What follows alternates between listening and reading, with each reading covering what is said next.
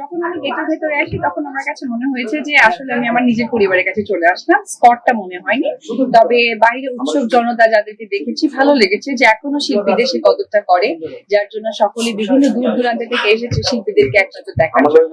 সেটা অন্যরকম লেগেছে। ভিতরে প্রবেশ করার পরে তো আপনি ভোট কেন্দ্র পর্যন্ত গিয়েছিলেন, যেহেতু এখন আমাদের কারণে বিরতি চলছে।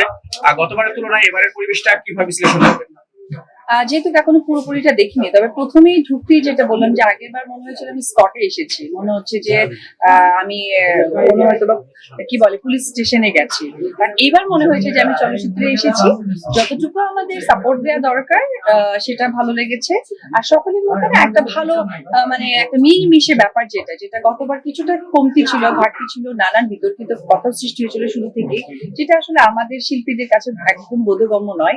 কারণ আমরা শিল্পীরা মানেই হচ্ছে সৌন্দর্য, আর সৌন্দর্য বহিঃপ্রকাশে আমাদের মধ্য দিয়ে হয়। তো সেটা যদি আমাদের স্টার্টিংটাই না হয়, এটা আসলে দুঃখজনক। বাট এবার যতটুকু সময় ধরে আছি বা থাকছি, আমার কাছে এই জিনিসটা খুবই অন্যরকম মনে হয়।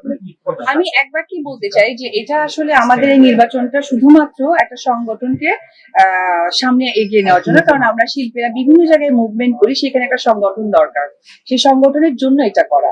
তার পেছনে যেটা আমাদের মূল লক্ষ্য, সেটা হচ্ছে আমরা যেহেতু শিল্পী, কাজটাই আমাদের প্রাধান্য, যে কাজের জায়গাটা যেন অসম্ভব রকম শক্তভাবে তারা কি বলে শক্তভাবে যেন মেনটেন করে এবং কাজেই যেন ফোকাস থাকে। এটাই আমার যারা যারা আসবেন আমার তাদের কাছে বলার থাকবে। একজন শিল্পী হিসেবে আপনার প্রত্যাশার জায়গাটা কি থাকবে আসলে, না আপনার সেই হিসেবে কি চাইবেন আসলে?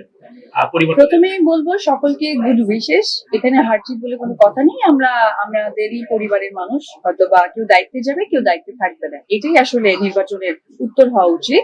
তো সেই জায়গা থেকে যারা দায়িত্বে যাবে তাদের জন্য আমার একটি কথাই থাকবে যে আমাদের যে মূল লক্ষ্য সিনেমাকে কেন্দ্র করে, সেটা সিনেমা হল বাড়ানো, সিনেমা বাড়ানো, মানসম্পন্ন সিনেমা হওয়া, শিল্পীদেরকে কাজের জায়গাটা আরো বিস্তৃত করে দেওয়া, এই যে আশ্বাস করা, এটা যেন ঠিকঠাক থাকে, যা কথা দেওয়া এবং সেটা যেন কাজের মধ্য দিয়ে আমরা প্রমাণ পাই।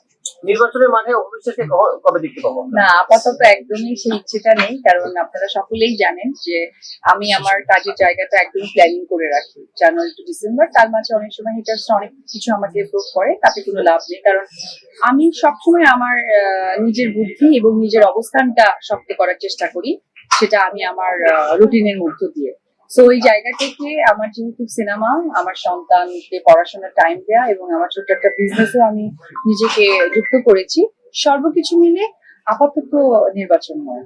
আমরা দেখেছি যে অনেক সুপারস্টারের যাদের ছেলে সন্তান আছে, তাদেরকে শিশু শিল্পী হিসেবে অনেক সময় দেখি চরিত্রের প্রয়োজনে তাদেরকে ইনক্লুড এই করে। যে সেক্ষেত্রে জয়ের ছেলে একটা ব্র্যান্ডের হচ্ছে ফটোশুট করেছে।